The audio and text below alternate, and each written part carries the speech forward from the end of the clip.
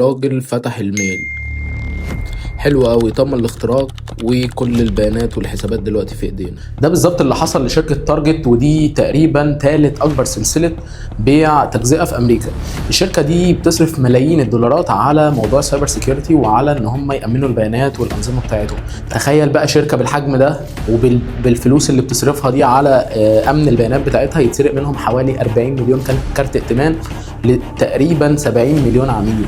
تخيل حجم الكارثه. المشكله بقى ان الهاكينج نفسه او الاختراق نفسه ما تمش في شركه تارجت نفسها، حصل من شركه تانية بتساعد شركه تارجت وهي شركه بتاعه تكييفات. شويه هاكرز كده بعتوا ايميل، الايميل ده بيبقى كده زيه شكل زي الويب سايت بتاع الشركه بتاعه تارجت نفسها، وبيقولوا لهم دخلوا هنا اليوزر نيم والباسورد بحيث ان هم يعرفوا اسم المستخدم والباسورد بتاعته عشان يقدروا بعد كده يدخلوا على السيستم بتاع تارجت نفسها. الايميل اتبعت عادي، الراجل اللي شغال في شركه التكييفات دي فتح الميل، دخل اليوزر نيم والباسورد بتوعه، طبعا ما تحققش من اللينك ولا شاف ولا حاول يدور هل هو مصدر موثوق او لا. دخل اليوزر نيم والباسورد بتوعه، بقوا اليوزر نيم والباسورد مع الهاكرز، وبعد ما اليوزر نيم والباسورد بقوا مع الهاكرز هم خلاص بقوا داخل شركه تارجت نفسها. فالمتوقع ان هم يقدروا يوصلوا لاي حاجه جوه النظام بتاعهم. الناس دي اول ما دخلت باليوزر بتاع الراجل بتاع شركه التكييفات دي ببساطه لقوا قدامهم زي بيت مفتوح كده، ما فيهوش فيه اي حيطان،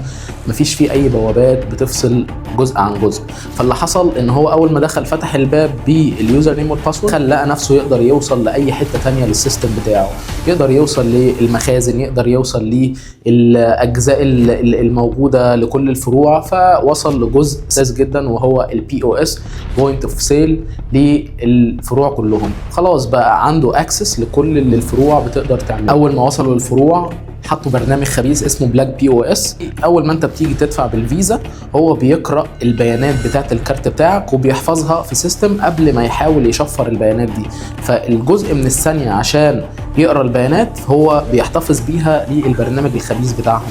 الناس دي فضلت قاعده في السيستم بتاع تارجت حوالي 15 يوم من غير ما حد يحس بيهم. طبعا السيستم كان بيبعت اليرتس ان في بيانات بتتاخد، في بيانات بتتسحب، في يوزرز مش مفهومين جوه الشبكه، ومع ذلك الناس بتوع المونيتورنج ما خدوش بالهم. وللاسف استقال السي او بتاع شركه تارجت بعد حوالي 15 يوم بتوع الهاكينج لما اكتشفوا حجم الكارثه. ما نقعش في نفس المشكله دي. اول حاجه ما تثقش في اي حد بتاع تكييفات، دي اول نقطه. تاني نقطه لازم تخلي بالك جدا من اي دومين انت بتدخل عليه، اي ويب سايت بيجي لك على الايميل تخلي بالك جدا من اي ايميل يتبعت لك. لازم تفهم معنى الميل ده، ولازم يكون الدومين تراستد، يعني ما تاخدش بالشكل كده. اي ايميل سبام لازم تاخد بالك منه بشكل كويس جدا. وبالنسبه للشركات